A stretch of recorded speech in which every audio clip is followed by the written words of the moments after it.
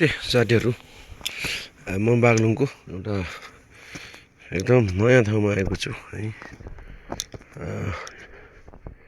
अनि त्यसपछि यो धुरीहरू छ, धुरीबाट चाहिँ बाटो चाहिँ यस्तो पैदल यात्रा गर्नुको लागि यस्तो राम्रो चाहिँ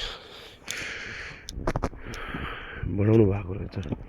र यहाँ चाहिँ मन्दिर है, मन्दिर रहेको छ भने अब भ्यू पोइन्टहरू धेरै चाहिँ म देखाउन खोजिरहेको छु।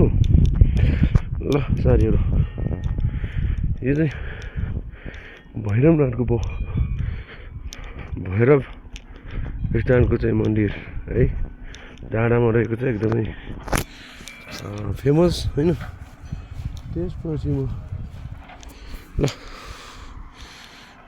यो बागलुङ जिल्लामा पर्छ साथीहरू, र यो डाँडा काँडाले चाहिँ भरिएका ठाउँहरू है, यसरी छ।